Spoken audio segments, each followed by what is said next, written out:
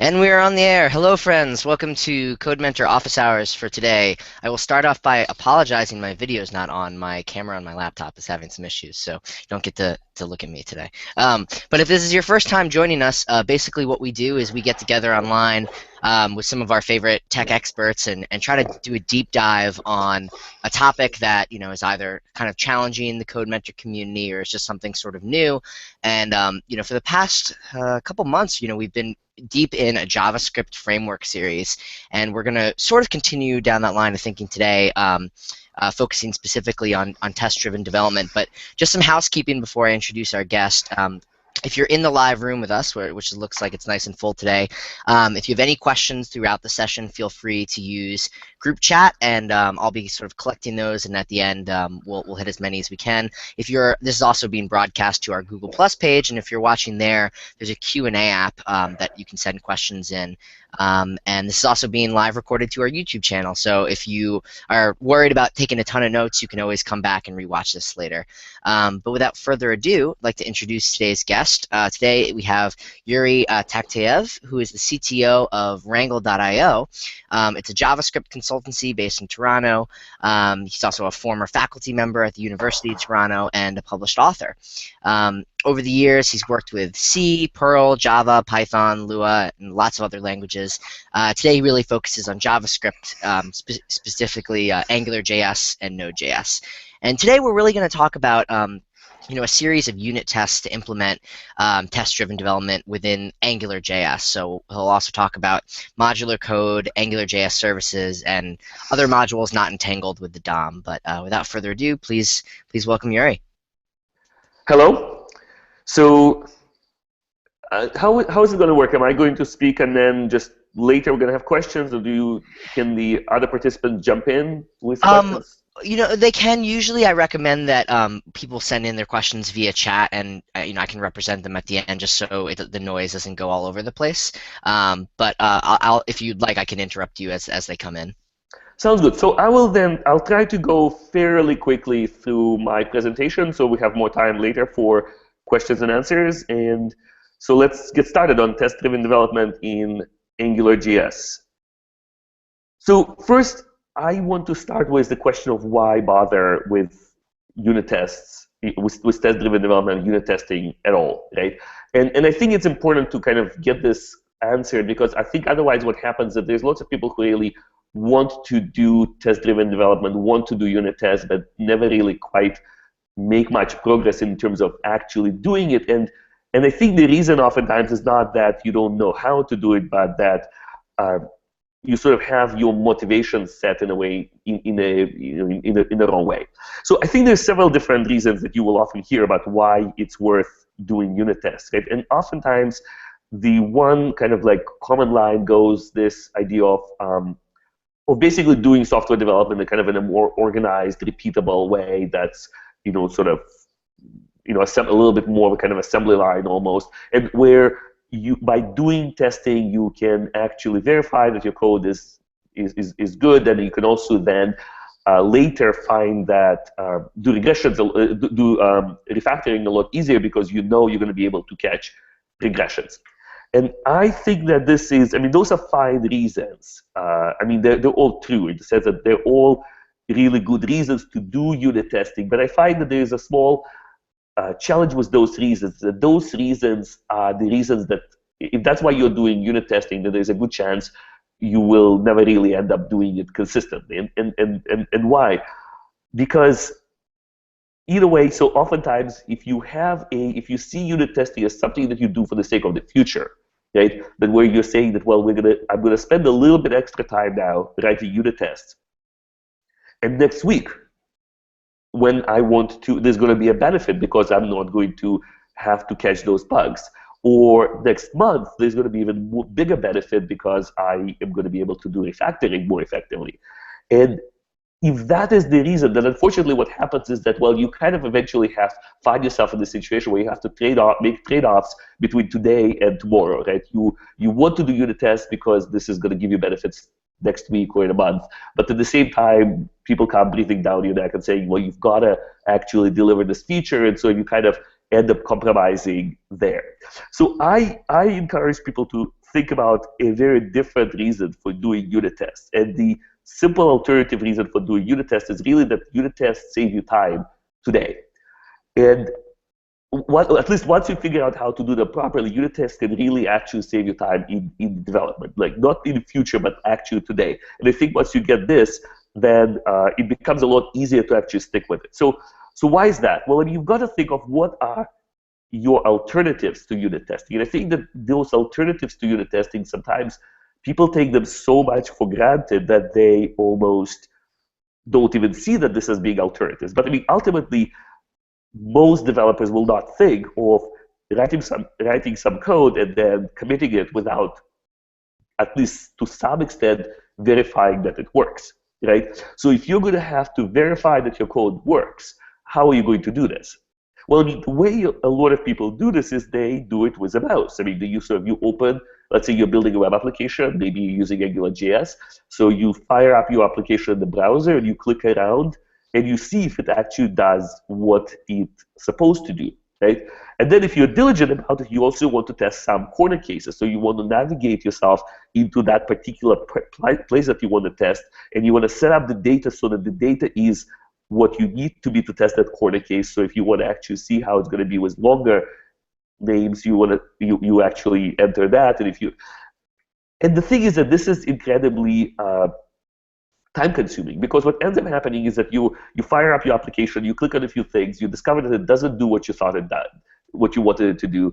You go back to your code, you make some changes, you fire up your application again, and it's incredibly time-consuming, right? So unit testing can actually save you lots of time, and this is one of the things I kind of want to focus on today, is doing unit testing where you can really rely on unit tests as being your first step of verifying that your code is correct. So ideally, you would actually not even be going into the browser to see how your application runs until unit tests convince you that there's a pretty good chance that it actually does exactly what you want it to do. So now, in order to, I mean, the other problem that people, so this is one problem that people often run into with unit testing, is that you want to do unit testing, but you kind of have to find yourself wanting to compromise between the benefits for today and benefits for tomorrow. And again, my recommendation is really focusing on nailing unit testing in such a way that you actually could do your work today faster than you would do it without unit testing, right? And the reason you would do it faster is because you actually get to automate the verification step without having to run your code in the browser again for half a day, as often happens. Now, the second reason that people often run into problems with unit testing is oftentimes if you have an existing code base and you start writing tests for it, you discover that your code is simply untestable. So not every code would be easy to write unit tests for. You can write your code in such a way that writing unit tests for it would be either very difficult or outright impossible. Now, the good news is that, on the other hand, there's code that is easy to unit test, and the good news is that code that is easy to unit test is really the code you should be writing in the first place. Now, what is the kind of code that would be easier to test? Well, it needs to be modular. In case of Angular in particular, you want your code to go as heavily on services as possible. Most of your code should be in services. To an extent to which you put code in controllers, you need to make sure that your controllers are using controller as pattern. I'll mention this later today. I mean, or you could use other modules, just like perhaps plain JavaScript modules that are not entangled with DOM. Though Angular services tend to make it probably the easiest thing to test.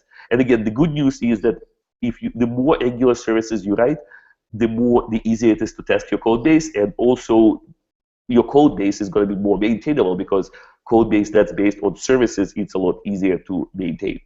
Now, what this means, I mean, this has an interesting implication, is what do you do if you actually have a mess of a code base? Unfortunately, I think that sometimes writing unit tests for that can be very difficult. I think it's still instructive, because if you write unit tests for really bad code base, it's a good way of learning what are things to avoid in your code later. But oftentimes, I would recommend that if you have a very difficult, untestable code base, you probably want to invest time in refactoring rather than trying to write unit tests around that code base. In particular, some of you might kind of end up listening to this whole presentation and say, well, we're focusing on unit testing services, but all of my code is in controllers. Well, if all of your code is in controllers, I think the first thing you probably want to do is actually start refactoring so that that is not the case. So finally, it really helps to keep tests simple. I mean, so the essence of unit testing is that your unit testing are testing something isolated. They test an isolated component. They test that component while unlinking it from all the other components. So we're going to take an approach of really mocking up anything other than what you're actually trying to test, and then writing really simple targeted tests. That often ends up being the best way of doing it. So now let's talk about common tools. In Angular, there's a few different options, and I highlighted here in red things that we like to use at Regular.io, but there's some alternatives. So you will need, there's a whole stack of tools. So I mean, first of all, you need a test runner. I mean, the test runner is a tool that will spin up an actual browser and make sure that your code runs in the context of a browser. For that, pretty much everyone today uses Karma, so we'll be using Karma today. So the second thing is you need a tool usually for task automation. You can get by without it, but your life is going to be a lot easier, and a lot easier if you use it. And in particular, what this will allow you to do is just run all of your tests at once. And you want to do this automatically. And you want to do this because, among other things, you'll want to integrate this with CI, so the same tool will help you run your tests in CI. Now, you also want to use something that I will call a scorer, because sometimes people call it test runner, but this kind of becomes ambiguous with the role of Karma. I mean, so a scorer is a framework that will actually run your tests and score them and keep track of which ones passed and which ones failed. We really like using Mocha. A really common alternative is Jasmine.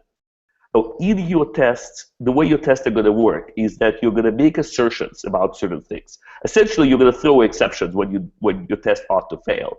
But the easier way to throw those exceptions is by making assertions using an assertion library. So we tend to use Chai quite a bit, which is sort of a standalone assertion library that combines really well with Mocha. People who use Jasmine usually use Jasmine's own functionality for this. And then finally, you would want to use a library that allows you to watch whether particular functions are being called and with what kind of arguments. And our library we like for that is Sidearm. And again, if you're using Jasmine, Jasmine has its own built-in tools. And then finally, so those are the 5 things that you will need to actually run unit tests locally. But you will usually want, I mean, your unit tests aren't going to be worth half as much if you don't run them in continuous integration environment. Because if you run them in continuous integration environment, you can ensure that it's not just you writing your unit test, but everyone on your team writes your unit test. Now, at the very least, you would want to run your unit test when they actually get integrated into your, say, master from your work branch. But even better would be to run continuous integration tools on your pull request. So Circle CI, if you're using GitHub, allows you can configure it to run a continuous integration, including your unit test on every pull request, and it will annotate that pull request with the current status. So this way you would know that if someone made a pull request and the pull request unit test failed for that pull request, then your approach would usually be that you wouldn't even bother actually reviewing the code for that pull request. That pull request is automatically rejected at that point. That's the approach we usually take. I mean, once the Circle CI tells us that the unit tests have passed, then someone goes ahead and does a code review of the pull request. So all of the slides, I'm going to start showing you slides now that have quite a bit more text and code. So if you want to get those slides, you can go to this URL. It's yto.io/xngtdd, and you can then get the same slides that I'm looking at now, and then if you want, you can follow along. I will move fairly quickly because we don't have time, so you may not have time to actually go through all of the steps, but you can do them later if you want. So we're going to be running quickly, and I'm not going to be doing a lot of live coding because we don't really have quite time for this, but what I did is I built a small GitHub project for this presentation, and so you could clone it from GitHub and run it, and then this will give you an example that has all of the code that I will show you. The version master is actually showing you the latest version, so if you were to follow along with the slides, you'll need to, as you open each file, to first delete the content there and then start from scratch. But the master version actually includes all the code that you'll need to have at the end. So I will, it's worth mentioning that the whole Angular toolchain is heavily based on Node. So in this case, we are going to be using npm install to install all of the tools. We will be using gulp. We use this package uses this project uses a package that we developed at Regel called Regel Gulp. It wraps up a lot of gulp tasks for us really sort of into a really easy form.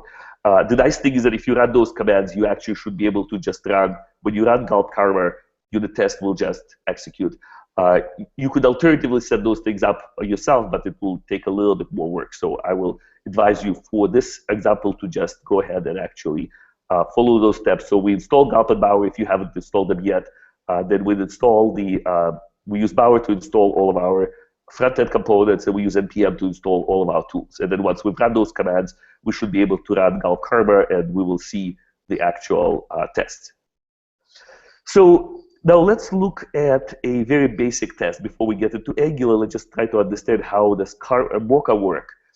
And the idea is there we have a very simple test, which is a very simple function that we want to test, and the function is called isOdd, and it's supposed to tell us, return true or false based on whether the value is odd.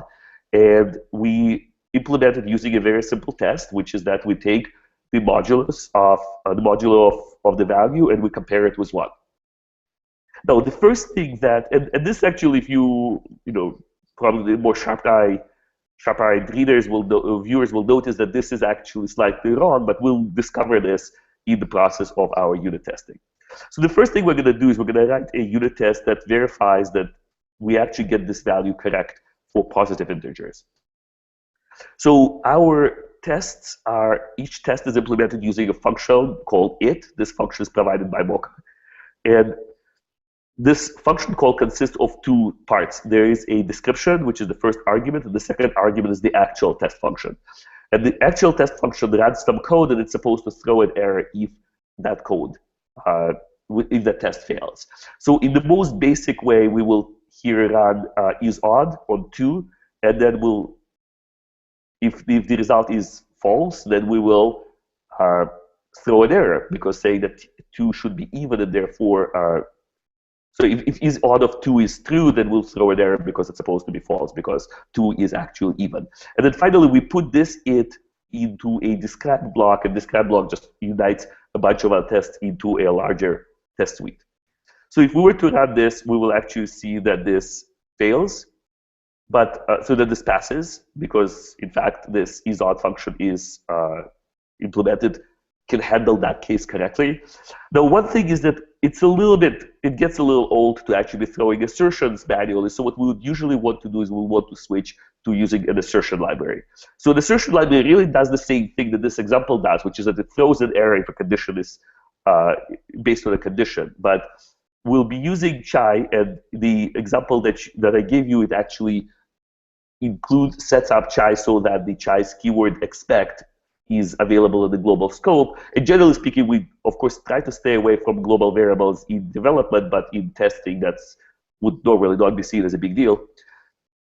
And so what we're going to do is we're going to run expect of isOdd and use this chai syntax. So chai will give us an object on which we can actually call call assertions using this chain style. So we would say expect the value of isOdd2.b.true, then this will throw an exception if the value of isOdd of 1 is not true. And of course, what this allows us is now it allows us to make a lot more assertions very succinctly. We can now verify that our function properly gives us true for 1 and 3, but false for 2.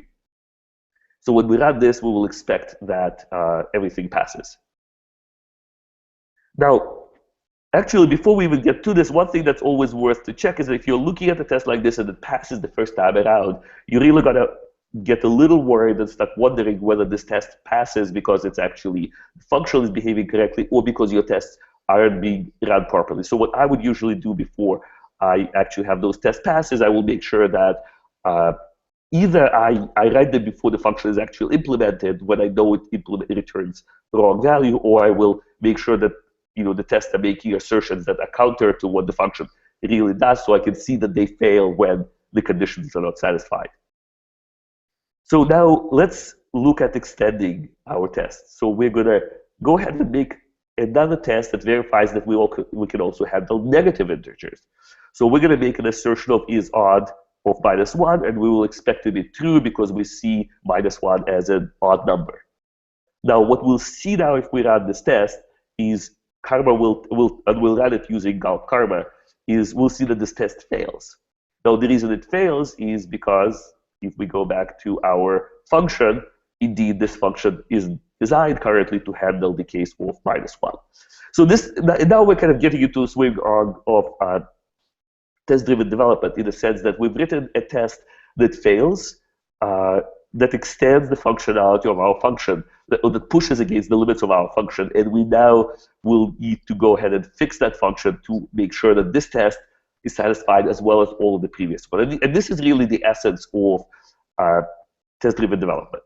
Now, and here I think it's really worth pausing is that if this is the kind of functionality we are verifying, you could, in theory, go ahead and actually spin up your application and see whether your rows, let's say you're doing this because you want to have some rows highlighted correctly or you want some other functionality dependent on whether something is odd or even, you could go ahead and try to eyeball it and see if it's actually happening correctly, but it would be a much, much more time-consuming process, among other things, because you're not going to know what exactly is causing the problem. Maybe it's your display layer, maybe it's the actual function. And also, it will take you a lot more effort to just get to a point every time where you can actually verify that something is happening or is not happening. With unit tests, you can pinpoint your attention on the specific function. You can verify that that function is actually doing what it's doing. And then from that point on, you can black boxes and never really have to worry about that function again. So when you look at your GUI elements of your of your application, you don't need to worry about whether your odd combination is actually working correctly or not. Now let's jump, of course, into an Angular. That's where that's our topic today, right? So I'm going to start, and I'm going to spend most of the time today talking about testing services. And the reason is because services are the easiest thing to test in Angular, and services is what your application should primarily consist of anyway. And if your application is not consisting primarily of services, then my recommendation is that you sit down to refactor your application to put as much code as you can into services, and then you write your unit test for those services. That might be the easiest way for you to really bring up your test coverage numbers. So in this case, we set up a really, really simple test service. This service is created using .factory. It has one dependency, which is another service called server. Server service is something that abstracts, so it's an abstraction over our $HTTP. It will go ahead and actually get data from our endpoints. It will take care of issues such as tokens and authentication and whatnot, so that inside of our service that is supposed to get and manage the list of tasks, we can really only would have to worry about the higher level functionality. We kind of assume that HTTP is out of our concern. I mean, as a general rule, you really should never be making direct $HTTP calls in your controllers, God forbid. But even in your services, you probably usually want to have your $HTTP kind of abstracted behind a higher level service that really customizes things for your application. So in this case, we have our server service, and we're going to call server.get to request a list of tasks. So basically, we're going to call the tasks endpoint, and then our service will just, at this point, is very simple. We'll just return this as a list of tasks. That's our first iteration of the service. All it does is that it gets stuff from the endpoint, and it returns it. So how would we write a unit test for this? Well, so getting handle of the service is slightly tricky. It's not rocket science, but to make our life simpler today, I've abstracted this into a get service function that is implemented inside client/testing/test util. So you can go ahead and see there how we implement it. I recommend in your case you don't necessarily have to use our implementation, but you want probably to have that abstracted. So we have a function, a helper function get service, which gives us an instance of a task service. And so what we're going to now do in our test, we're going to load the service, and then we're going to call tasks.getTasks, and we'll expect as a first test that this is just simply at least is defined. We'll test that our service actually loaded. Now, when we run this, now in order for the service to be loaded, we need to actually load the module first, and this is something we do with the before each call, where module is a keyword provided by AngularMox, and it ensures that all of the stuff from our app.tasks module gets loaded and becomes available, so we can actually get our service. Now, as we load this, we're gonna get an error, and the error is going to say that our server provider is not known. And of course, the reason for this is because, as you remember, our implication of our server is, so our implementation of tasks dependency injects the server service. And now here, however, we've made our modules really small. So app.tasks module only include the tasks. So we did not load the server module, and consequently, it's not available. Now, somehow we need to resolve this. Now, one way we could try to resolve this is by actually loading our implementation of the server tasks.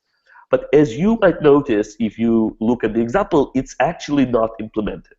I deliberately did not implement it.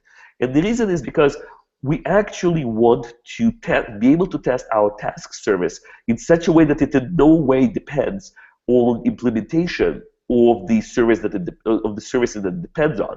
Now, the reason we want to do this is because this ensures that we have no dependent that our test really tests the functionality of our task service and not the functionality of its dependencies, right? And in particular, it also allows us to actually go ahead and implement our task service at the time when its dependencies aren't even available, they aren't even implemented.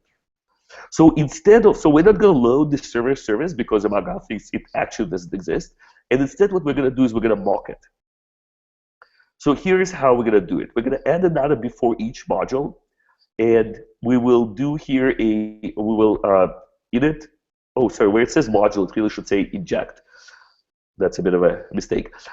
We'll call the inject function to inject $provide, and $provide is a Angular service that allows us to actually define an alternative implementation of a service. So in this case, when we call $provide.service, we're basically telling Angular, when someone wants server service, this is what you're going to give it them.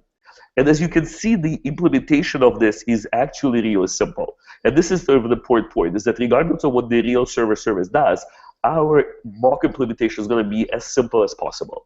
All we do here is we're actually going to provide a single method get that simply returns a promise for a canned object. So data is our object that we want to return. Q.when is a function that converts it into a promise. That's all. Now, the other thing that we're going to do here is we're also going to provide for $Q. The reason we do this is because if you actually, Angular's implementation of $Q is sort of tightly looped into dependency, into a digest cycle. Dealing with digest cycle in our test can also be both annoying and it's really unnecessary. And so instead, we're actually going to do a little trick by swapping the implementation of Q, the full Q library on which $Q is based, for $Q. And this will ensure that all of our promises in our services will get resolved immediately, and we're not actually need to deal with any of the digest cycle problems. We're going to not worry about digest cycle at all in our test. So now that we do this, we will actually see that our test passed. Now, and this is very exciting until we realize that, well, our tests at the moment aren't actually testing all that much. All we're verifying really is that we've gone and we've loaded the service. So the next step is we're going to want to actually make some assertions about the service. We want to call some methods on it. So let's extend our service with, Now, the initial get tasks method is really boring, so let me actually add a little bit of functionality to it. So we're going to go ahead and implement a little filtering step. So what we're going to do here is we're going to get the data from the server, and then we're going to filter it. So we're going to check that the results. So we're going to want to check that the results that the get my tasks function gives me actually are only my tasks as opposed to all tasks. And of course, in order to, as you see there here, we're making use of the user service. So what this of course means is that we're going to have to dependency inject it into our service, and we'll have to mock it also. Now we're going to come up with a really simple mock. Our real user service can be complicated. It can have all sorts of logic, but in our case, our user service is just going to be really as dumb as possible while still conforming to the contract that it has defined. So in this case, it will just have one property, and the property is always going to be set to Yuri. It can be very simple. So now what we're going to want to do is we're going to actually write a more involved task. So we're going to set our data to have 2 items, and when we're going to call get my tasks, we expect my tasks in the callback, and then we're going to make an assertion that the length of that array is 1, right? Because we expect our function to filter out one of the 2 items. We expect it to give us only 1, which is the one where the owner is actually Yuri. Now, when we run this, we'll see that this fails, so that this is passes. But it turns out to be that this is a test that passes because it's not written correctly. The reason it's not written correctly is because this is an asynchronous code being tested in a synchronous way. So what is happening here is that Mocha calls tasks.getMyTasks. It calls .then. This schedules the function, the callback function, to help to be called when the promise resolves. But before that happens, this test function here defined inside of this it returns. And the moment this function returns without having thrown any exceptions, the test is considered passed. So because of that, this test would be passing even if the code is incorrect. So what do we need to do? Well, we need to actually tell Mocha that those tests are actually a synchronous test. Now, there are 2 ways of doing this. There's a more complicated way of passing the done function, the done object to the function, to the test function. The easier way in Mocha is to return a promise. If your test returns a promise, then Mocha will not consider this test passed until that until that promise resolves successfully. And if your promise either doesn't resolve or reject, or if your promise rejects, then Mocha will fail your test. So in this case, all we actually really need to do is we just need to add the return keyword. So when we say return the promise that comes back from task.getMyTask.then, then this will ensure that Mocha will wait for our callback function to be called. Now, our next step, I mean, in this case, if our function is correct, then we'll see it passing, but if our function is incorrect, we'll see this test failing. Now I want to talk very briefly about sign-on. So oftentimes, we want to find out whether functions, say, in our services being tested are actually, in our dependencies are actually being called. So for instance, we want to find out whether our service actually makes a call to server.get. So the way we do this is we use sign-on, which is a spy library, to build a wrapper around our function. And so when we do sign-on.spy and provide a function, we get a new function that is functionally identical to the initial function, the one we passed. It will still return a promise for data, but it now has additional assertions. So once our server, once we get the server service, server.get method is now not just a simple method, it's a method that's being wrapped in a spy, and this means that we can now make assertions about whether this has been called. So we can do this assertion server.get.should.have.be.called once, and this assertion will fail if this will throw an exception if server.get has been either called, not called at all, or if it was called more than once. So this way we verify that our function, our service actually makes the right calls.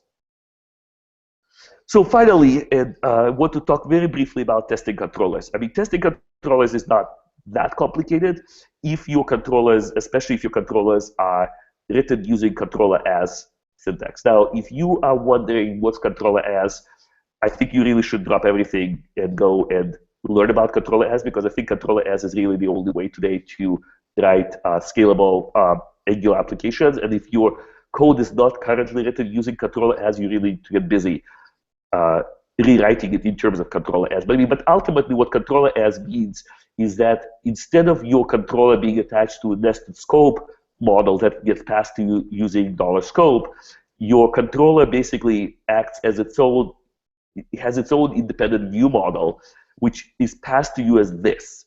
And so you will then normally, by convention, alias this as VM, and will refer to it as VM everywhere instead of putting this on $scope. And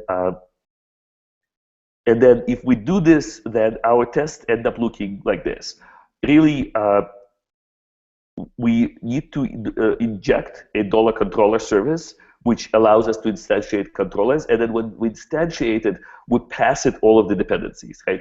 So in this case, we will pass it an object of tasks, an object including a field called tasks, and where the value is set to mock tasks. And so mock tasks is going to be used as a mock implementation of the task service.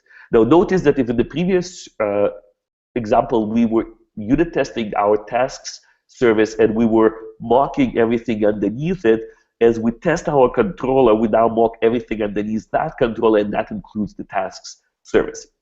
Now, I left a little bit of a ... If you look at the actual code in GitHub, you will see the full implementation there. But this ... stands for the implementation of the mock service, right? In order for this controller to be defined, we need to actually have this mock implementation. It's not very complicated, but it needs to be created.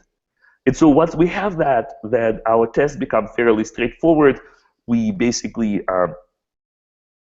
need to go ahead and make assertions. The only thing, we'll need to put the whole thing in a timeout to give our controller time to instantiate, since it actually gets instantiated with a delay potentially. And here we're going to make assertions about the controller, where we say controller.tasks.length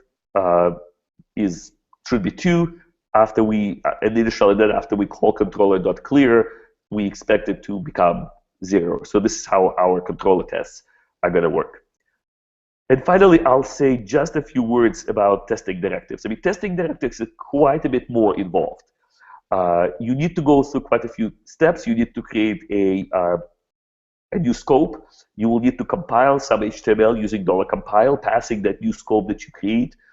You will need to run the digest cycle, and then after that, you have your directive that you can actually test the results by interacting with it using JQLite method, or converting the whole thing to $HTML and testing that it has certain things that you expect it to have. Or you could, of course, also interact with the scope of that directive. Now, the big difficulty often with testing directives is that your non-trivial directives most likely include external templates. At the runtime, your application is actually going to go ahead and make an HTTP call to get them. You cannot really do this in a unit testing environment because you don't actually have a server to get them from. So what you would usually have, the most straightforward solution, is to compile all of your templates to JavaScript using HTML2.js. It's a bit of a step, but so as you see, testing directives is a bit more complicated. Now, the good news is that I think testing directives is probably not where you want to start with your unit test. If you are somewhat new to Angular unit test, I would strongly recommend focusing on testing services. Testing services is much easier.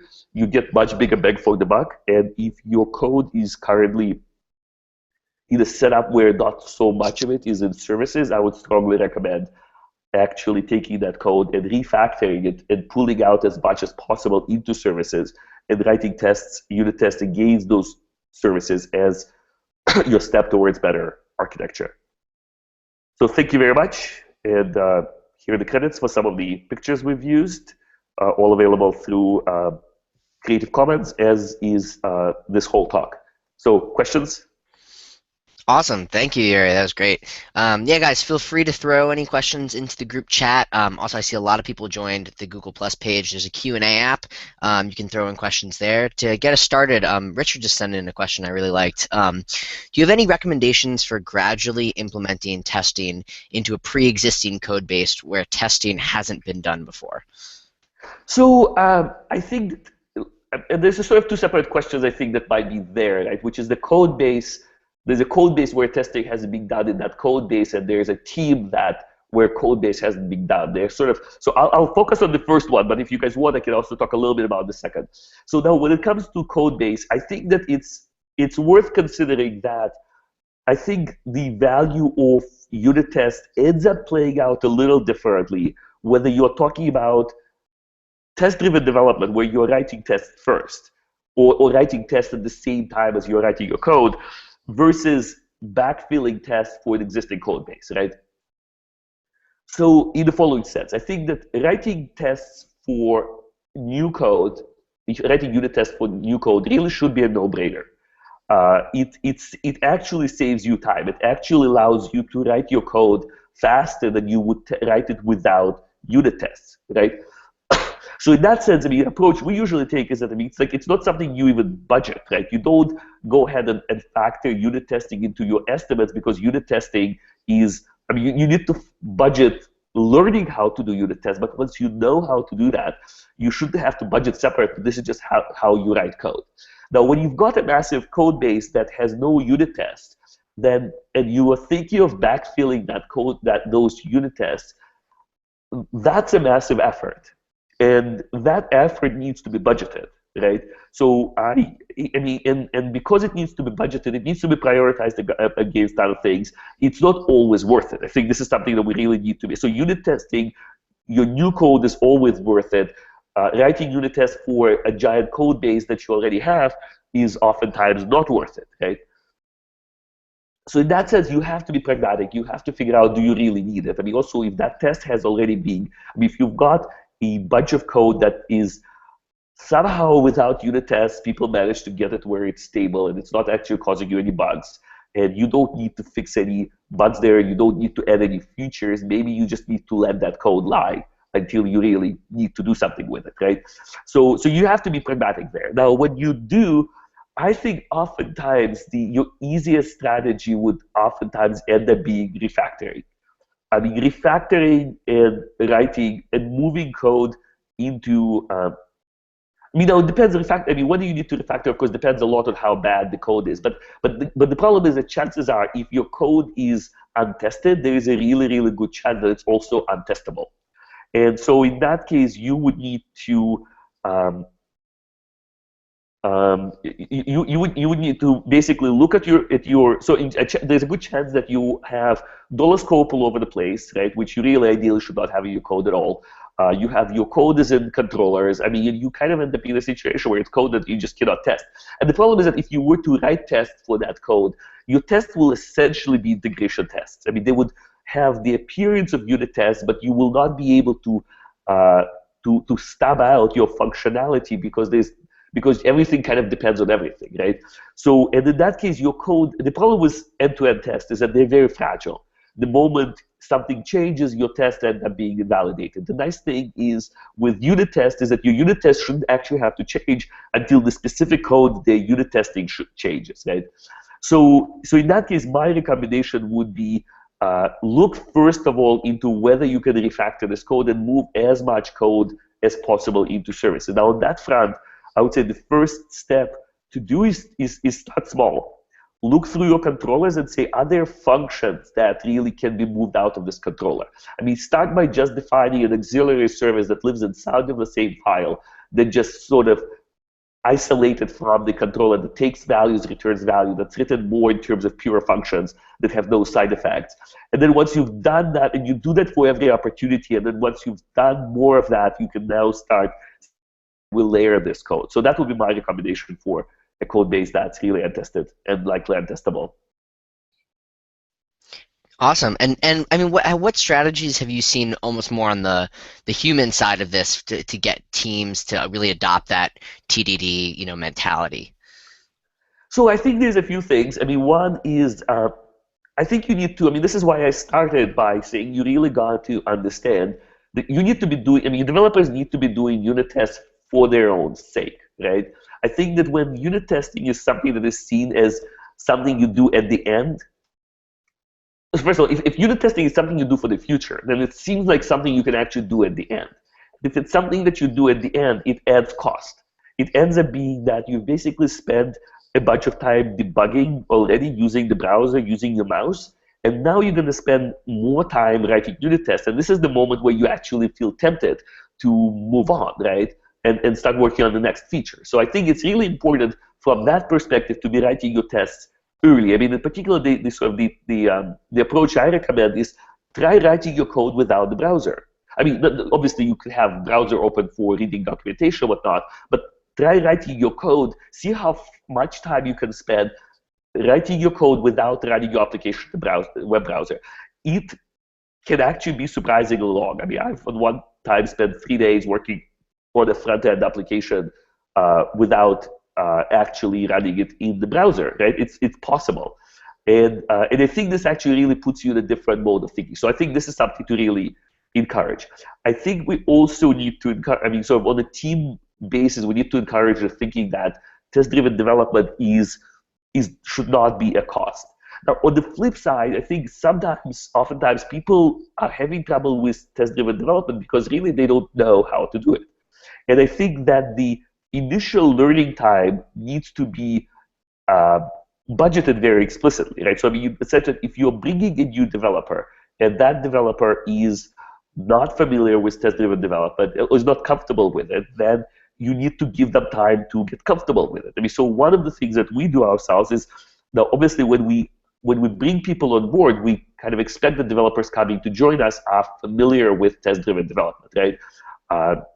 But when the person actually arrives, the first question I ask them, I say, okay, well, now we're no longer in the view phase.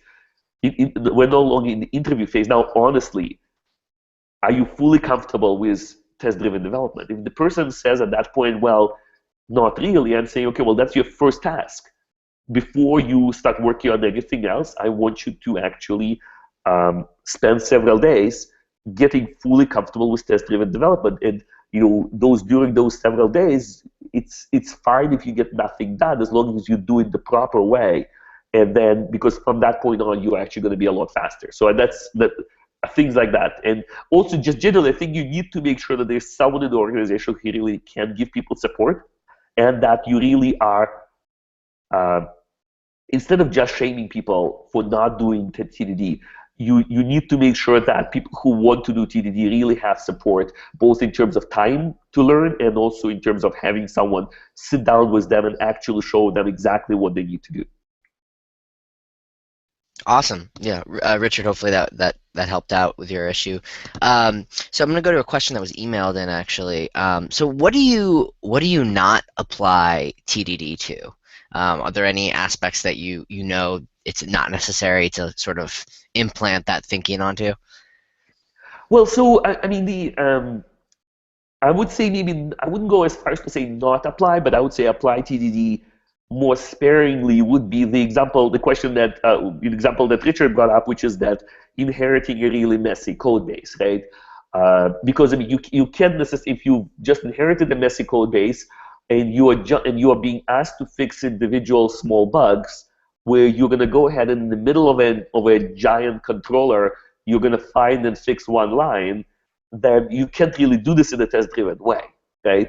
So I mean, it's not that it would be nice to, but you can't, right? So in that case, you will need to budget time for refactoring. And now what I would recommend in a case like that is to sort of watch where does this logic stop, right?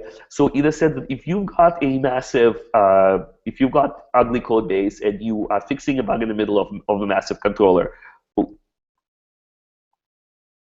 and you are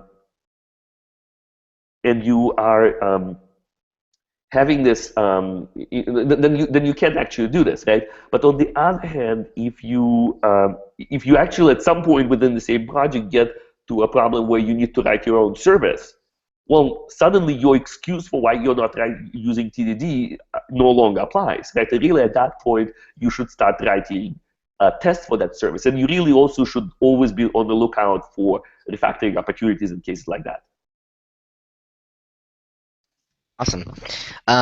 What resources, books or blogs or videos have you found helpful that you'd recommend people to check out to continue learning about this? To be honest, I would say it's really, the thing is that it's not actually rocket science, right, in terms of what you need to do, right? So I think that more than anything, it's really practice. I mean, in the sense that this example that, I mean, the examples I give you guys with the this code example, they are actually should be sufficient for like 60% of your Angular TDD needs, right? And I think that one of the things that you kind of got to think that it's not rocket science, right? So it's really just, I would focus instead of looking for necessarily a lot more resources, I would just focus on taking those examples and just practicing and actually doing it. Mm-hmm. I mean, it's really learning by example. And in particular, I think that also where examples, the thing is, so what I find often is that it's not writing unit tests for testable code is really easy, right? The catch is that you actually need to write testable code. Now, the good news with testable code is that it's the code that you already know you should be writing anyway, right? So in that sense, all of the general best practices in regards to Angular development, I mean, I think at this point I'm not even being controversial or revolutionary, saying that, I mean, you want to put all of your code into services. When you put it in controllers, you want to use controller as. If you're writing directives, your directives should be fully isolated and should be using controller as. So all of those things are actually half of what you're going to end up needing to learn to do your unit testing effectively. Gotcha. Great. Yeah, if anyone else has any other questions, feel free to throw them in. People are being a little shy today. That's okay. I have another one that was emailed in. Is a very specific question. What role does integration and end-to-end, such as browser automation tests, play in your test pyramid? I mean, I think those are important pieces. I think that you need to recognize that they are inherently more costly than unit tests. So I think that ideal answer, so your test-driven development strategy would then ideally involve all of the above, right? I mean, you will be writing unit tests thoroughly. You will be, and for all of your new code, and you're writing it, if not before you write your code, then at least at the same time.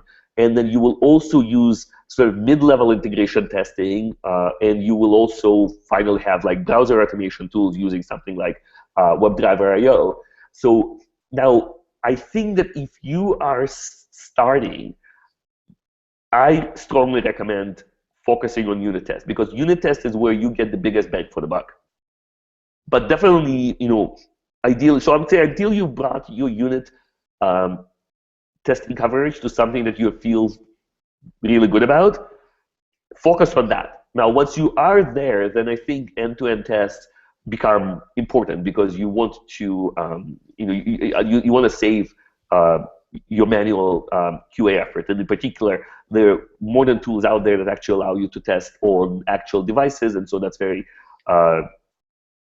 nice. But the downside of end-to-end tests is that they tend to be very fragile. I mean, what I think often makes sense is to have your end-to-end tests in the mix, because they can be very good about catching really dumb, like when your application breaks down for like really dumb reasons because you forgot to include a file or something like that.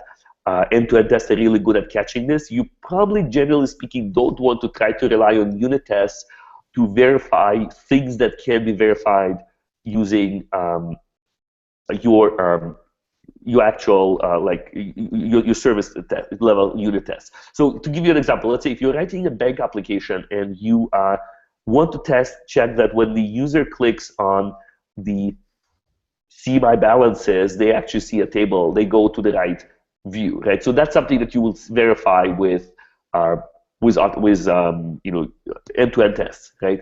Now, you probably, on the other hand, if you don't want to, and let's say you want to see that they actually navigate to the right route and that they actually see that there's a table there, right? Now, you probably don't want to start going and verifying whether your balance is correct using end-to-end tests, because this is something that really should be done in your service. Your service should be calculating your balance, and you should be able to fully trust your service that it's calculating your balance is correctly. What you should perhaps verify in your end-to-end test if you actually want to be ambitious that there's actually a number there, right? But the fact that this number is really what it needs to be, that's certain that the right transactions are included and the right transactions are excluded, that should be in your unit tests. Awesome, makes sense. Well, cool. I don't want to take too much more of your time, but where else can people follow your work? Are you blogging about any of the stuff you're doing? We blog. We have a blog at wrangle.io. So wrangle.io/blog. We're blogging there on a fairly regular basis. Among all things Angular, I mean also the non-Angular frameworks that we're involved with, and a bunch of other things too in terms of just best practices, tools, and yeah. So I would recommend our company blog, wrangle.io. Awesome. And I'll be sending out an email to everybody who RSVP'd with a set of links, and I'll link to that blog as well. Yuri, thank you so much. Again, guys, if you need to sort of review any parts of the presentation, this will be immediately live on the Codementor YouTube channel as soon as we wrap up. Definitely check out, we have some more office hours coming up, as well as an AMA series that we recently launched, which has been going really well. But if there's nothing else, I think I'll say good afternoon, good evening, good morning, wherever in the world you find yourself. Thank you so much for checking us out today. And please follow us on Twitter. We both myself individual, but also Wrangle.io is at Wrangle.io. Definitely. Awesome. Thank you so much, Yuri. Thank you, everybody, for coming. Thank you very much.